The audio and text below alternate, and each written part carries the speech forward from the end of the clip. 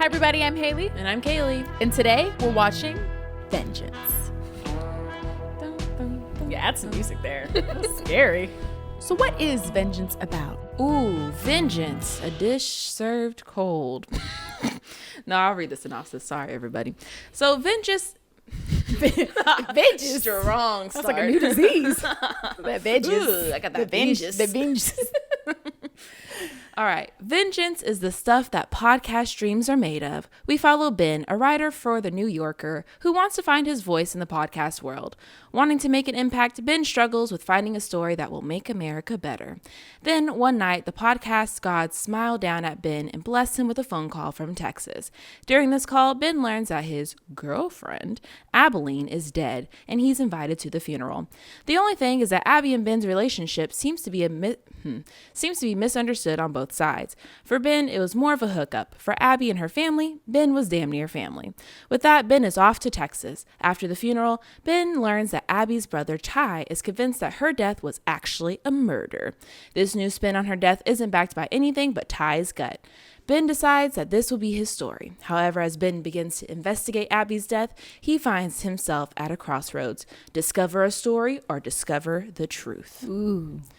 Ooh.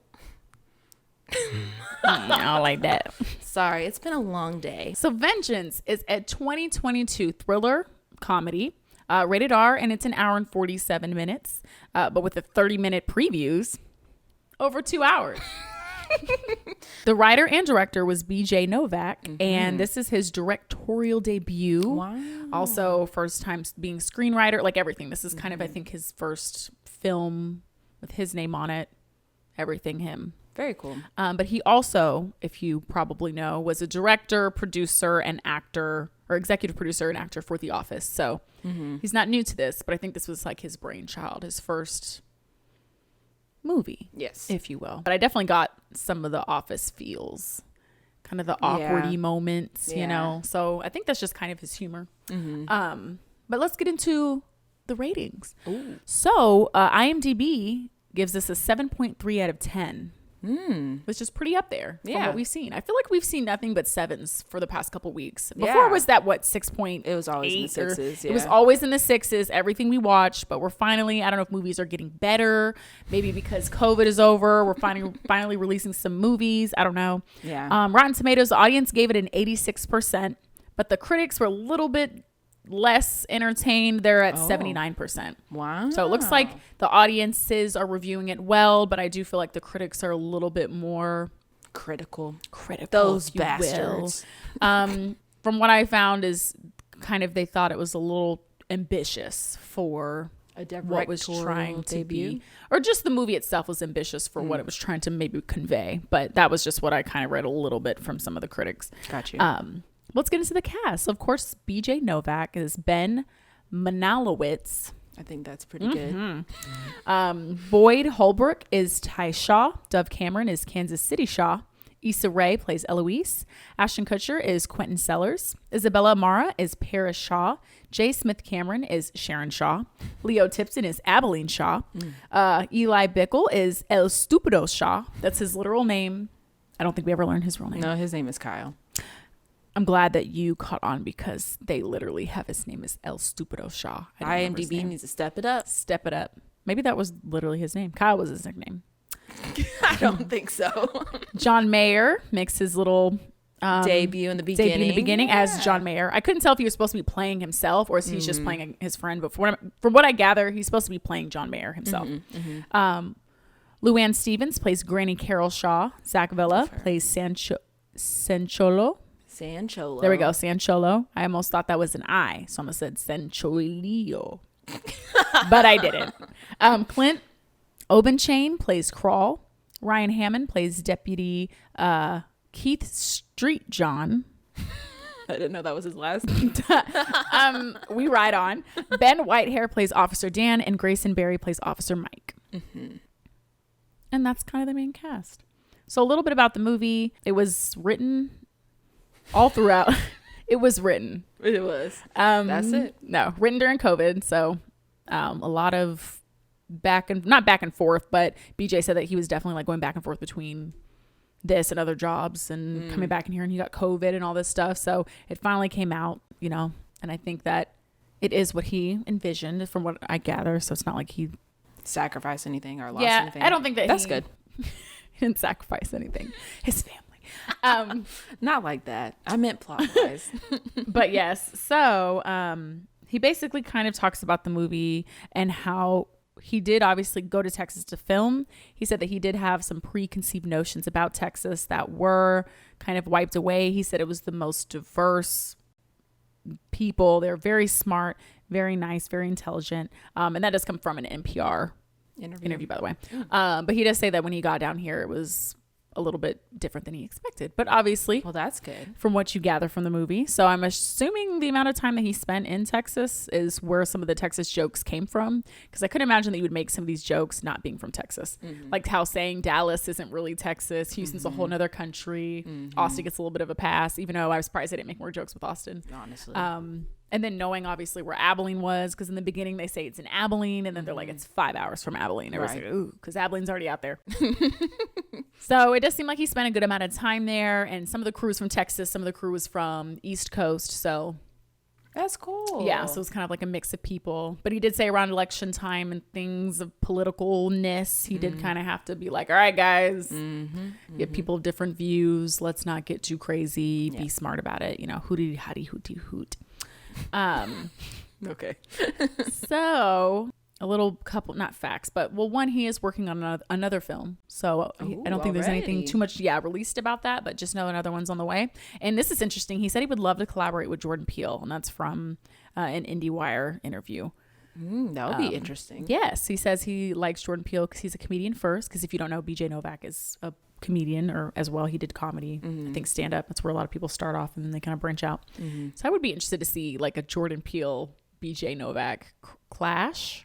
Not that I get the same super vibes from their movies, but kind of the darkness with a little bit of the comedy. I would say Jordan Peele's was less so. His is kind of sci-fi. Yeah. But it was still like very dark, obviously, but with comedy thrown in there. But even thinking of like Key and Peele, like that's how I'm introduced to Jordan Peele. It was much more goofier. It's not as like an awkward humor like The Office. I feel like The Office is much more like awkward, kind of like Napoleon Dynamite. It's a little cringy like with some of the characters. But there are some like ha-ha moments that are like really funny. But I feel like Key and Peele were more goofy than like... Would like you seeing them do a comedy, or you seeing them do kind of like a just mystery sci-fi? Oh no, I mean like in their sorry. collaboration. I misunderstood. I feel like it would have to be something kind of like comedic. Okay. I don't see it being like a sci-fi. Well, you know how, because that's Jordan Peele's kind of thing. I know that's his sci-fi, thing, but you don't see them doing like a sci-fi like comedy, dark comedy all together. I don't. Maybe it doesn't like off the top of my head go like aha, but then I'm like, well, I don't see why not. It could work. I mean, they're both good films. Yeah, and they were both dusty. This is our second dusty movie in a row. Oh, you just mean like out in the middle of nowhere, yeah. Dusty. Nope was dusty, and so was this one. That's what they have in common. We love that. And in another interview with Screen Rant, Issa Rae, they mentioned she was a producer, which I thought was interesting in the film. So she was in here, took her time. He said he was kind of a little bit intimidated, you know, because she's got a lot of stuff going on. And she started on YouTube, right? I gather. With like Awkward Black Girl or something like that. Yes. And so I just love that. I think that's so cool that she kind of went from, you know, YouTube, and now she's doing all this stuff and helping out with other movies. And I like her a lot. But yeah, a little bit about the movie itself. This was a YouTube interview, and I'm not sure, it was by the channel Major Film Events. I couldn't really find if this was the original person who had the interview or if they just pulled it from somewhere, so I'm not sure, but it is titled Vengeance, interview with BJ Novak. But basically he kind of goes into that, and he says that the movie's about connections, misunderstandings, and the comedy, awkwardness, and warmth that we can find in that. And then of course you can find family kind of in different places and coming out of different misunderstandings and just like meeting people. He also says it's about listening and our willingness to listen to other people and like experiences or evidence versus intuition. So overall, that's kind of what I got. He mentioned a lot of connections. He's kind of brought up again the whole thing about we're all in different time zones, which is what his character kind of rambles on about when he's first talking to Issa Rae's character. I'm trying to pitch his idea, which she didn't really like, but it's kind of like the point of the film. But I don't know. I felt like it was, I don't want to say deeper than that, but from what he was saying, it just seemed like it's just connections and just kind of, listening to people. And I don't know, I guess towards the end, I thought it was about a lot, I wouldn't say a lot more, but I don't know. There's more to it. Just more to it. Yeah. But I was having a harder time really finding like a super in-depth interview. I mean, not that I looked to the ends of the earth, but you know what I mean? Like she said, I didn't try that hard. I tried that hard, but you know what I mean? Like it just seemed very like, okay, connections and this and that. But even like Ashton Kutcher's right, his character, I don't know, what's just going on and on about stuff that's just very profound. Yeah, that I found. And then even at the end when they're kind of going at it and they kind of made comments, and I guess he did mention it is about America and the divide and stuff like that, but towards the end when they were kind of going on about the overdose versus who cares about who really versus this and that, I don't know, I just thought it was about a little bit more. I mean, you could boil everything down to connection if you really want but to. I guess so if you're just summarizing. So I was like, maybe I could find something a little bit more in depth, but that's kind of what he said. It was just kind of the main themes that he wanted to explore. And since he's from the world, they call it, what is it, coastal classism, where the people on the East and West Coast think that they're better than everything in between. Oh, I never heard of that term. That's what I got from it. Yeah. But, thinking that the South is just a bunch of dummies. And then you get there and you find that that's not necessarily the case. Except when you meet us, dummies. But it is also the case. Let's be honest. But yeah. So, Kaylee, with that being said, what would you say you thought of this movie? Why are you laughing? I want to know your opinion. I love you. I care about you. Okay, thank you. And I want to know your opinion about this movie. They're just overall thoughts. I really did enjoy this movie. I was first introduced to it through a trailer, which, I hate them. But I feel like the trailer did a good job of piquing my interest. First of all, anything with Texas. Even though, I was born and raised here. And you got Texas right here. I went to UT, so they made fun of me. Is that an A&M That's what we do at A&M when we hear about TU. I'm so embarrassed. I really went there.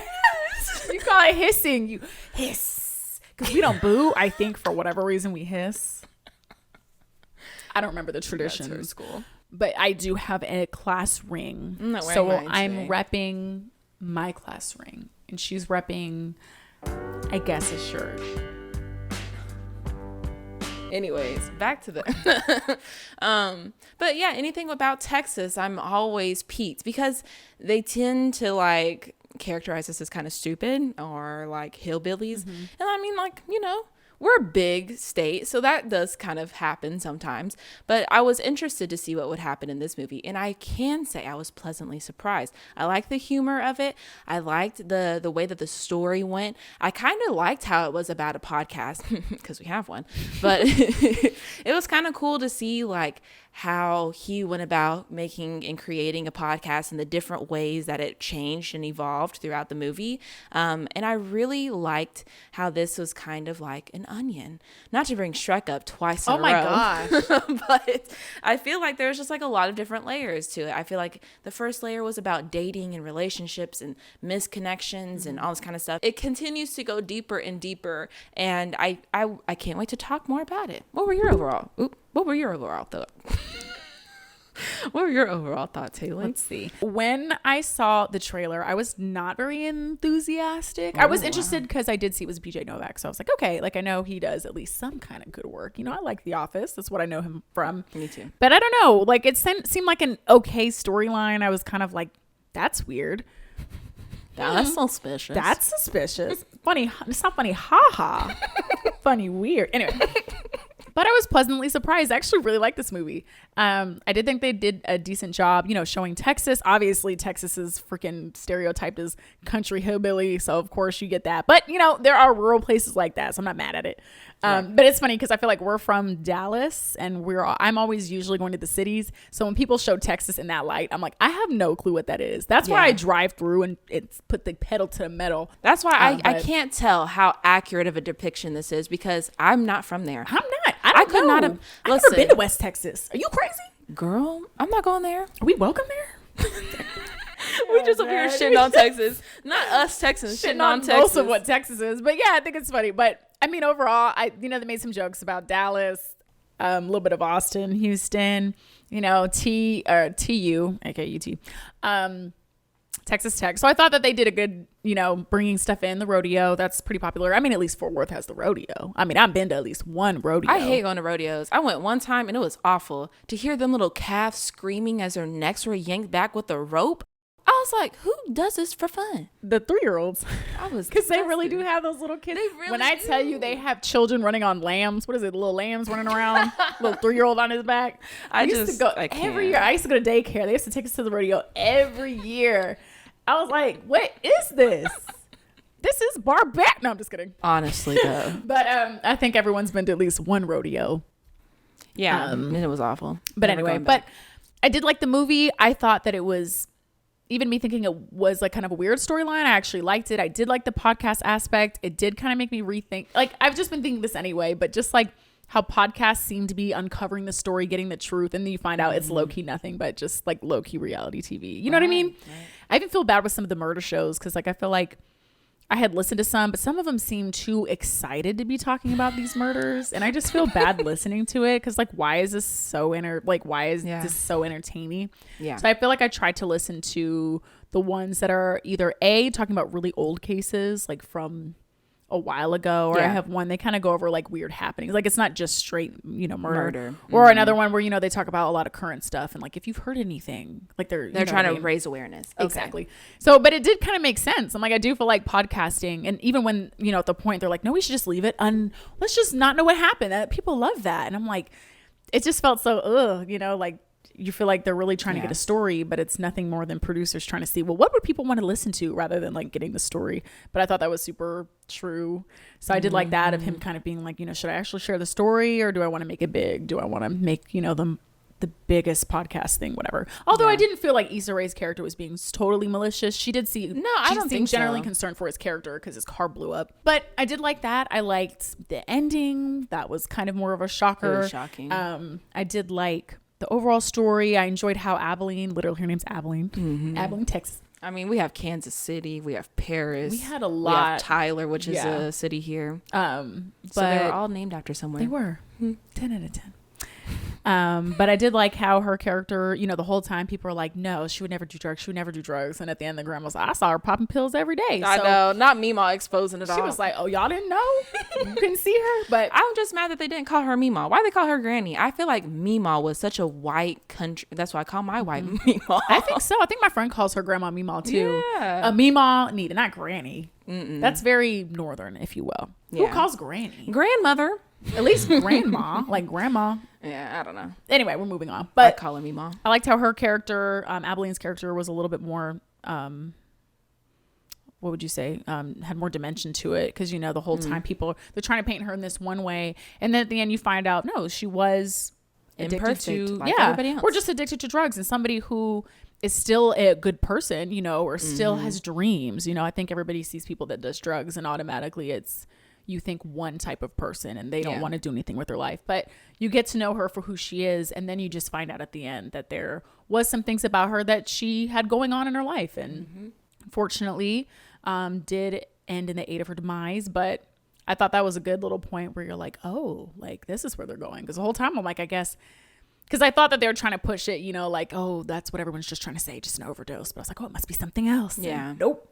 Obviously there was still more to it, but yeah. I overall liked it. I like Ashton Kutcher's character. I thought a lot of the conversations they had were really deep, and even though it wasn't the main point of the story, I was like, that's true. And it was heartfelt. Could have done a little bit less of Whataburger. I don't know. I don't get the hype about Whataburger. I like Whataburger. I don't even eat meat anymore, and I like Whataburger. When's the last time you eaten there? I have their fries. You don't like it that much. I think it's better than like McDonald's. Well, yeah, McDonald's is trash compared to Whataburger. I feel like they always like, oh, you gotta get Whataburger. I'm like, Whataburger's not that good. It's like In-N-Out for California. But I don't even hear people talk about Whataburger like that in Texas. What do you mean? Oh, in Texas. Like in Texas. I mean, of course, there's a thing. You always steal their little... their numbers. That is true. You steal the numbers. But I don't know. The overly Texans love Whataburger. I would say it's more popular here in the South. But like... This is such a weird critique to have of the movie. What is it with this stereotype of Whataburger? Am I the odd one out? Am I the odd one out? The only reason why we go is because it's open 24/7. It's always there. It's just open 24/7. That's it. It's always good to go to. It takes you an hour to get to the damn fucking thing. They need to call Chick-fil-A Because Chick-fil-A has you in and out. You'll literally be on the street. The line's so long. You're still in and out in Not 5 as minutes. having a rant about Whataburger. Yes. But Whataburger will have you sitting in line for 50 minutes when there's 3 cars total. What's the hype? Anyways, back to the movie. I apologize. I went on a little rant there. Anyways. But yeah, overall, I really enjoyed the movie. Let's talk about spectacles. Let's talk about that because we've had 2 movies back to back about spectacles. Also, to talk about Nope one more time before we jump into this, I saw a TikTok of this lady talking about Nope and how it's like more about subservience and how it could kind of mimic slave times when Black people couldn't meet white people in the eye because they would get killed. So I like that take on it, I guess. But then she got kind of weird in the TikTok where she was trying to say that Beyonce's album was somehow correlated with this movie because there's a song called Alien Superstar on it. She's on a horse. And they're like, is she trying to tell us about something about horses and aliens? She also said that aliens are like from the demonic field. I don't know. It got there. It got really, really weird. So I will say that maybe Nope is a little deeper than I thought it was. Like I said, I could just be a dumbass. Anyways, so with this movie, I think spectacles have become a big thing and like just making everything into content. And I think it's become a problem, especially like what you're talking about with true crime. I think we forget that these are people who really went through things, people who were really murdered. Their families have to carry that burden of not really knowing what happened to their son, daughter, whoever. And so I think I like how in this movie, I was going to say show, but I like how in this movie, they kind of talk about that more at the end. Like, yeah, Ashton Kutcher is technically the bad guy because he let her die, but who's really the bad guy? The person who's exploiting all the grief of the family, like making a show out of it. So I think that's it's a huge thing because I don't think we understand boundaries anymore when it comes to creating content. Like we just forget that these are real lives. But yeah. That was good. Oh, I agree.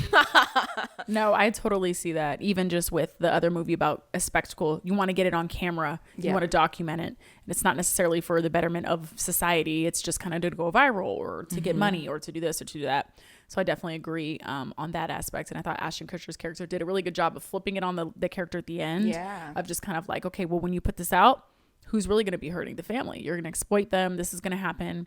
I've even seen on TikTok, there have been people who are related to people who've been, have famous cases of being murdered. And they're like, yeah, no, Hulu just made a documentary. There have been multiple people of like just documentaries being made about a family. And this is something that they have to continuously relive. Like imagine things that you've been going through in your life, very traumatic events like that or whatever. And it's just constantly talked about, constantly picked apart. There are TV shows, documentaries about you and your family, all because of something that happened to a family member that was horrific. Nothing that anybody asked for, nothing that anybody foresaw happening. And now your world is completely upside down for everybody else's entertainment. And I would say I'm myself guilty involved. You know what I mean? Like you're just like, oh, but you do have to take a step back and go, this was someone like me. Yeah. And you almost like take yourself out of it because these are real stories.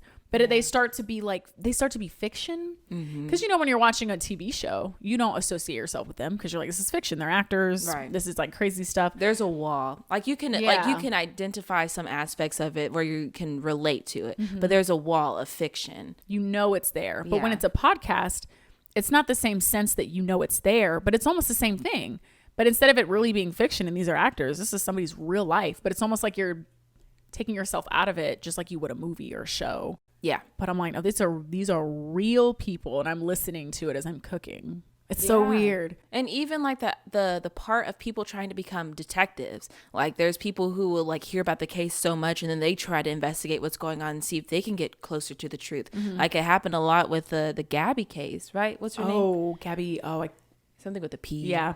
But it happened a lot with her. Like I remember on TikTok, it was huge. Like there's lots of TikToks about it, talking about her disappearance and then everything like that. So it's just like Ben's character. He tried to become a detective and try to figure out what really happened to Abilene. And it's just like, we don't understand how naive we really are. Like there's a part, it was kind of a joke, but like he was like, oh, what are these? Are these footprints? It looks like cowboy boots. And they're like, let's put an APB out on cowboy boots. Like not everybody in there wears them. So it's just like, you don't really get the magnitude of the whole thing. And like making content out of it could raise awareness, but it could also hurt the family, hurt people who were deeply involved with it.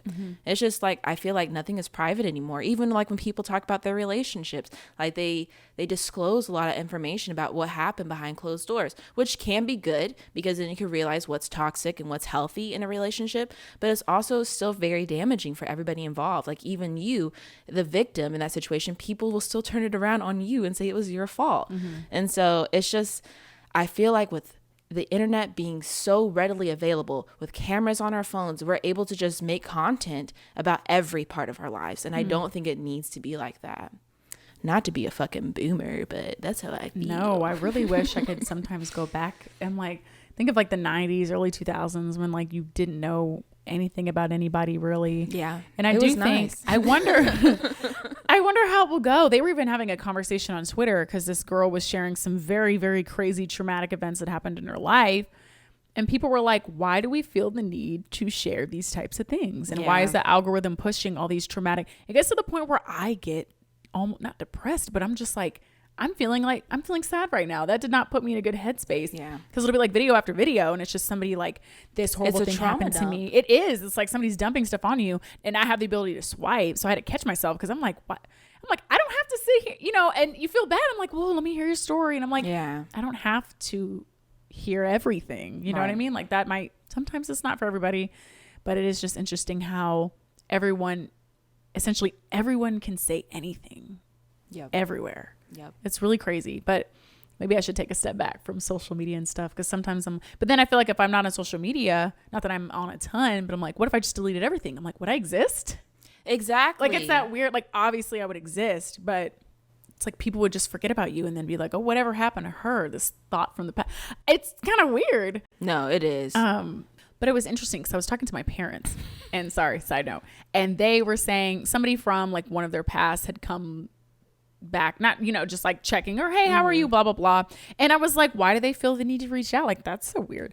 And my parents were like, we truly didn't know what happened to people after we no longer were with them. Yeah. Like when they graduated high school, you don't know where anybody was. You don't know where they went unless they were still in the same town or, you know, something like that. But for the most part, my dad said when Facebook hit, he said he was so just like, wow, this is crazy. Because now he can see where they went and how they look now. Because they were like before, like you and an ex broke up, there was no unfollowing, following, blocking. It was truly, you do not know where they went. Yeah. You do not know who they dated.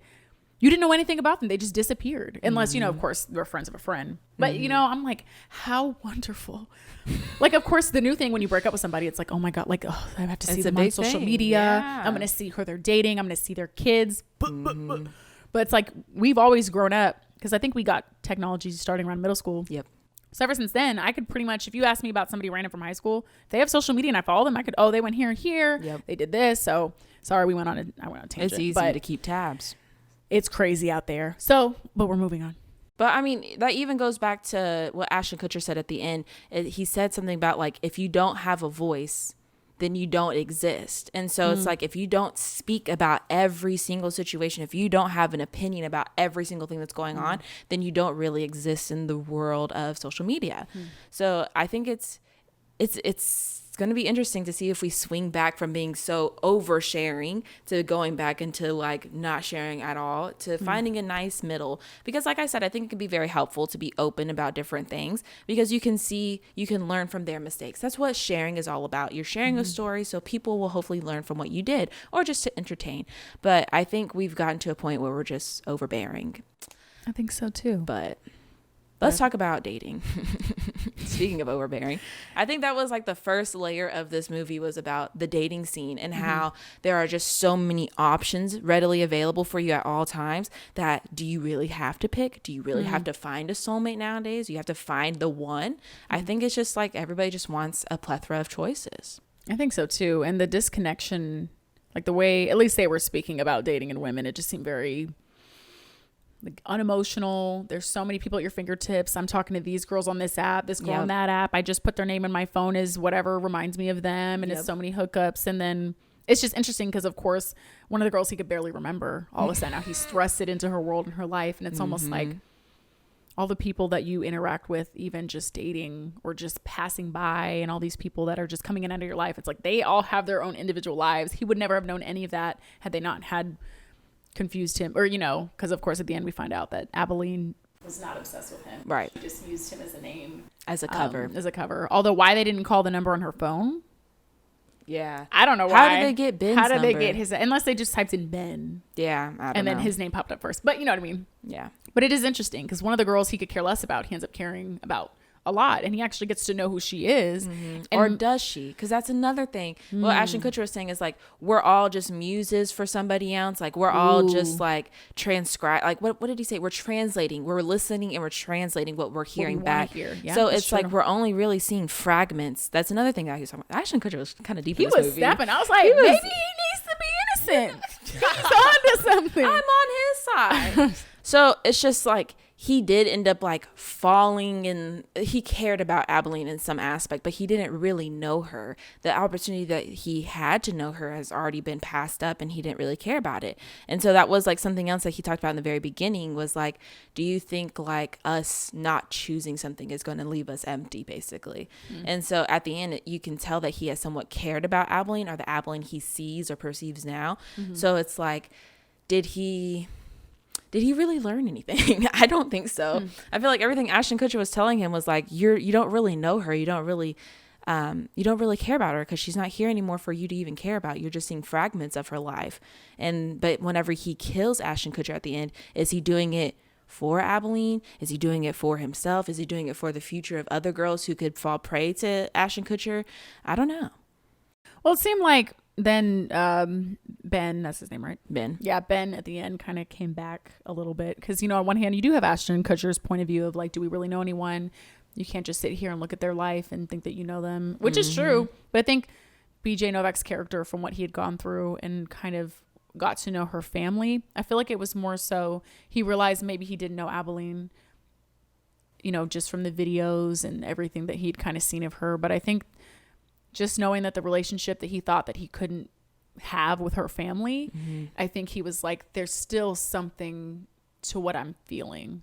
So I feel like at the end, that's kind of why of course I think he did, shoot him because he was like, this man, he's not wrong, but he's crazy. He got to go.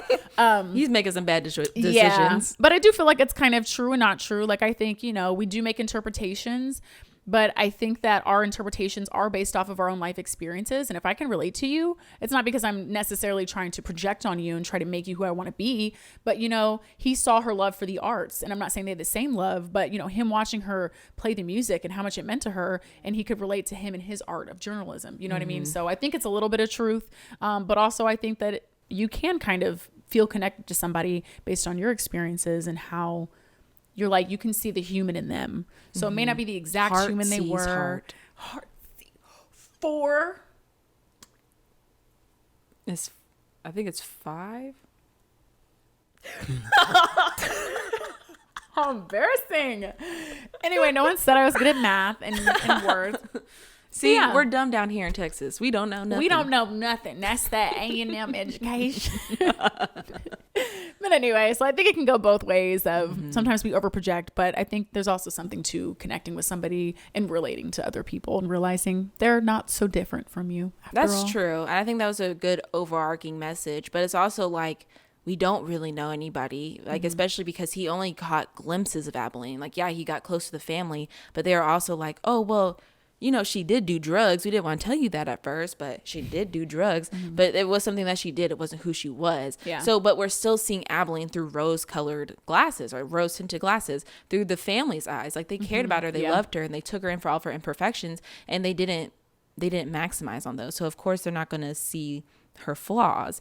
And so it's just like, it's interesting because like BJ Novak really kind of fell in love and like got vengeance for somebody who's no longer here and who didn't give a shit about him either. So because it starts off in the opposite direction. He thinks that Abilene was obsessed with him, some crazy ass girl from Texas who was telling her whole family about him, and he was like, I thought we were just hooking up. But then at the end you realize that she didn't really give a shit about him, and now he really does care about her in some kind of capacity. I mean, he killed a man for it, but Find you a man who's gonna get vengeance for you. no.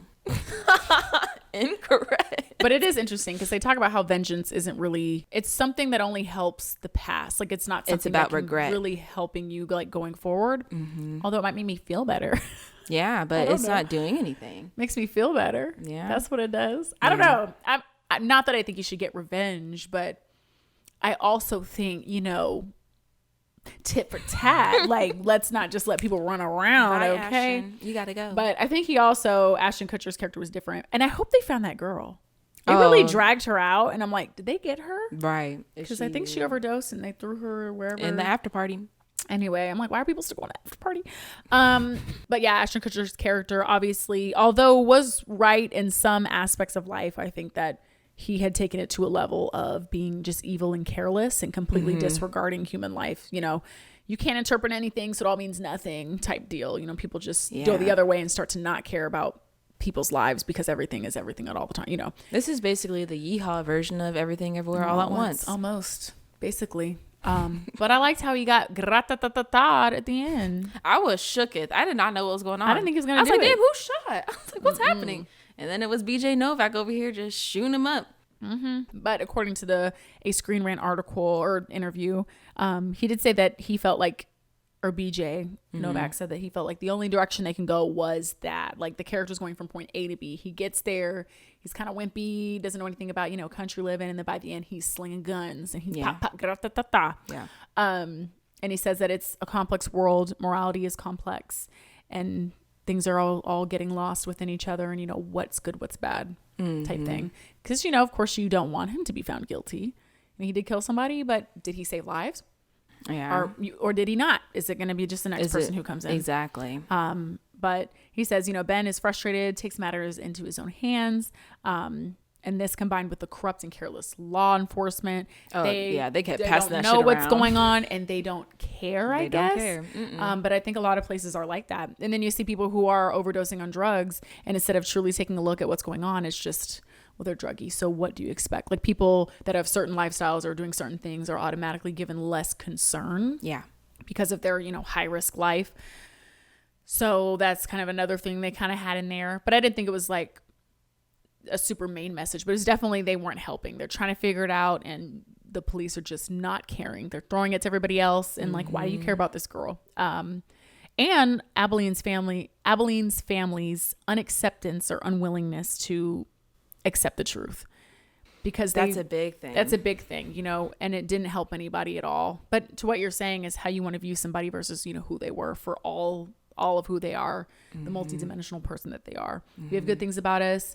We don't have great things about us. We have some things that we rather wouldn't do, you know, just things like that. So a part of, I think, what was really hindering the process is them not admitting that she really did have an addiction to opioids. Yeah. And not saying that that is the reason why or why she should have passed, but it kind of derailed the investigation and them finding out, you know, what was going on. But I did like how they did that, because it kind of made you go, oh, like you had this one view of her, but then it's like, do you know people? No. Kind of that do.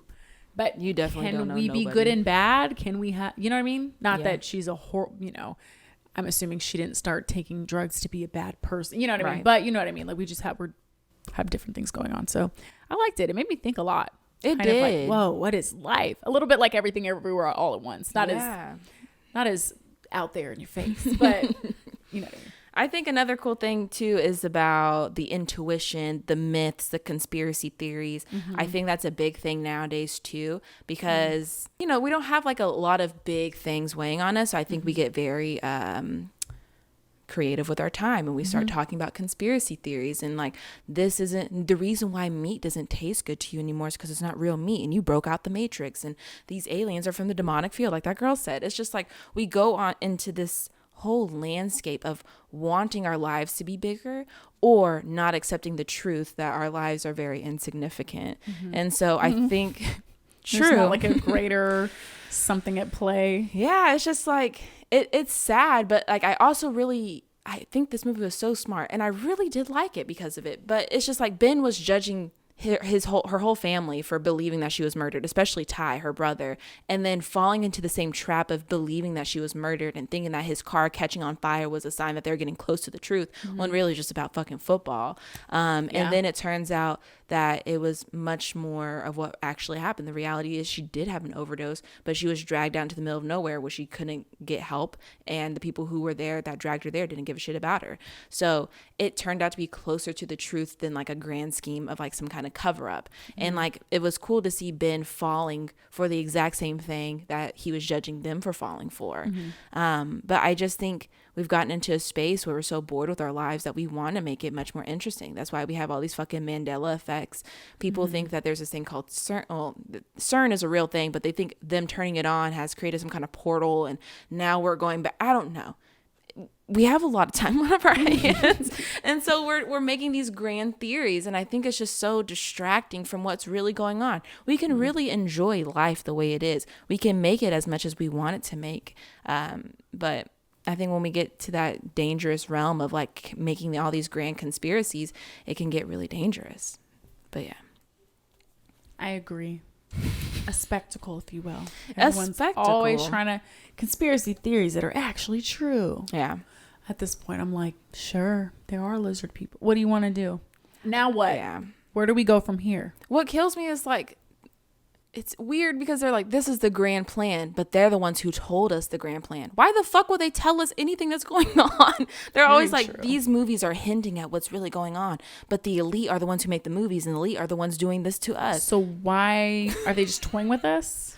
Right. Somebody's trying to send us a message? Yeah, most of them. I mean, I do think that there's like different levels of conspiracy theories. Yeah. And not to turn a blind eye, obviously, if something truly is going down, we need to figure that out. You know, we got to stand up for ourselves as the many.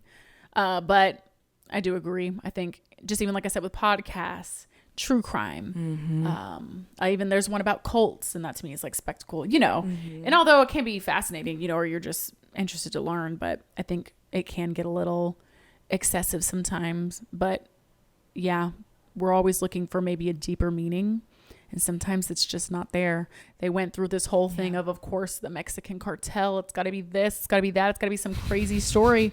And not that it wasn't still a horrible, crazy story. But you know what I mean? It was unexpected. Wasn't as big as they wanted it to be. No, it was just sad. Yeah. You know what I mean? It was somebody capitalizing on not only drug overdoses, but the lack of police authority going on in the area. So they knew they could get away with it. Which is how most things are. Yeah. It's the little things, the things that you don't really pay attention to. Yep. We're over here trying to figure out if there's aliens in the sky, like in Nope. But really, we're overlooking a lot of the little things that happen. I think that's more important. How people caught on to the smaller details. They might have seen the bigger picture. Oh, deep. That was good. Anyway.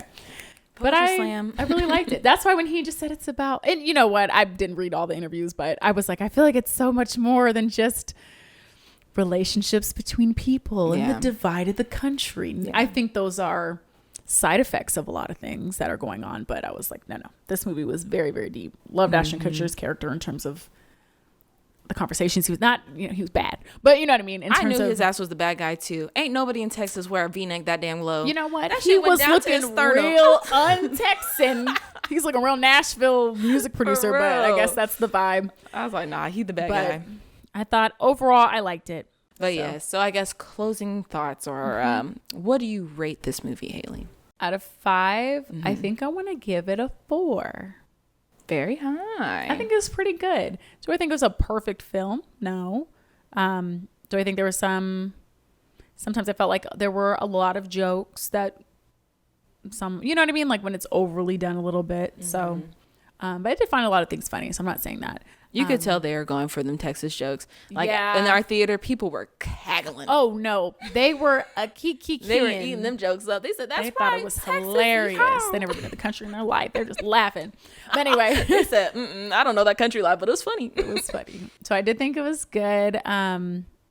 But yeah, I did like this film. I think it was well written. I think it was well done. I think it brought up a lot of interesting stuff about today while still being relevant with the film itself. I don't think that they were trying to use some kind of crazy analogy. Not that that's bad, but I feel like sometimes it's like a crazy story and they're like, well, this is what it really means. But this, it just was life. Like it was life.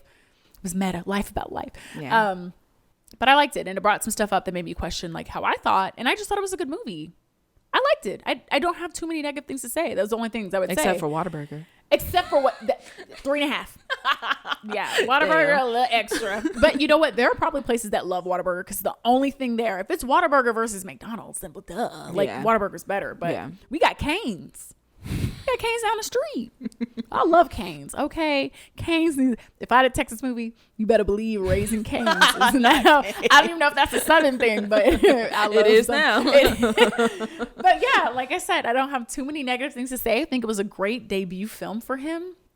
Very impressed. I'm excited to see what he has next. Yes. I would like to see a collab between him and Jordan Peele. I'll just say that. I think they could come up with something. Yeah, it could be cool. So I don't know Jordan Peele personally, but give or BJ Novak. Boy a call. Like, all right. You're right. Don't know either one of them. I don't know either of them, so I can't reach out. But I do know at least BJ Novak wants to meet Jordan Peele. Right. So I already have that. I'm just asking Jordan to call him if you see this review. If you see this. If you watch this review. But I like this film. What about you? I do too. I think I'm going to give it a 4.5. No, because when you watched it the first time, you said 3.5. Listen, I had to watch it twice because I felt like I wasn't able to grasp onto everything. But the second time around, I was really into it. This is the highest, one of the highest, besides from like our favorite movies that we watched. Yeah. But I really liked it. Like I said, I think it has a lot of layers to it. I like where we talk about myths and conspiracies. We talk about dating. We talk about exploiting the guilt of family and of true crime and just getting more and more into like talking about the drug epidemic and everything. It was really good. It was shocking that Ashton Kutcher ended up getting got at the end, it was pleasant. It was pleasant to see the bad guy get his it was satisfying. Yeah, it was. They kept true to it. Vengeance. No, his upcomings. What'd you say? What did I say? Upcomings. What is the word? I don't even know. Coming up and. I don't think that was what I said either. We are right on. Roots. Right on. But no, I really did enjoy this movie a lot, and I think it has a lot of potential for a lot of different topics. Like we spent a whole hour talking about a whole bunch of different shit that went on in this movie and reminded me of different things in real life. But yes, if you like things that are Texas based, then you'll love our Instagram at Haley and Kaylee. Yeehaw. You can also check us out on TikTok at Press Podcast, and we also have a website at presspodcast.com where you can check out our blog and our podcast as well. What else do we have? We have an email at presspodcast@gmail.com where you can email us about what you thought about this movie or any other movies you think we should watch. We also are on all streaming platforms where you watch your favorite podcasts. So if you don't feel like just watching us, I get it. You can find us on Spotify, Apple Play, Spreaker. I think we could just say iTunes and call it iTunes, wherever you watch your favorite podcasts. Or listen to them. Yes. And if you're watching us now, you already know we have a YouTube channel at Haley and Kaylee where we review movies. You can watch us. See our beautiful faces and see other videos that we do just kind of for fun here and there. We have some that we are hoping to have come out soon, so stay tuned. Yes, we don't know what we're talking about next time, but hopefully it's just as good as this one. If not, then we're deleting the YouTube channel. Yep, we're gonna give up.